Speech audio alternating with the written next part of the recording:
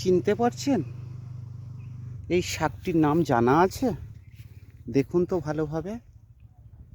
হ্যাঁ, দেখুন ভালোভাবে দেখুন।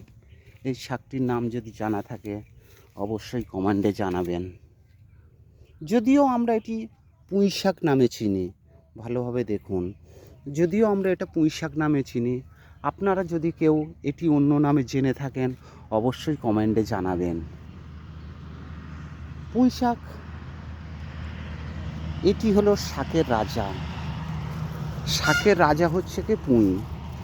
এই রকম মোটা পুঁই শাক সচরাচর দেখতে পাওয়া যায় না। ভাগ্যের পরিহাসে দেখা যাচ্ছে বা দেখা মিলেছে।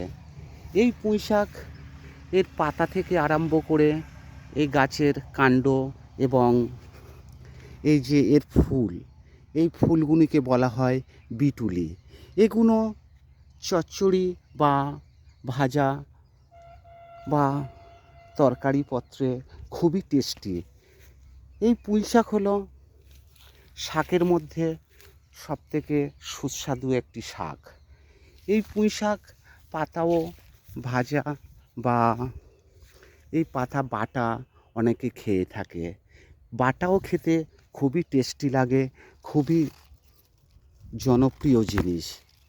এই পুঁই শাক সাধারণত বাজার ঘাটে দেখতে পাবেন, কিন্তু এরকম তরতাজা পুঁই শাক চোখে মেলা অসম্ভব।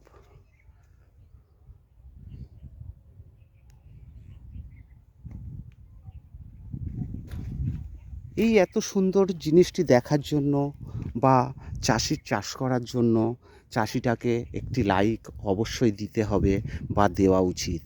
তার কারণ চাষিকে একটি লাইক দিলে সে আনন্দ পাবে এবং এরকম জিনিস তৈরি করতে সে আরও আগ্রহী হবে এবং আরও অনেক বেশি বেশি পরিমাণে চাষ করবে, যাতে সাধারণ মানুষের জন্য এই যোগান তারা দিতে পারবে।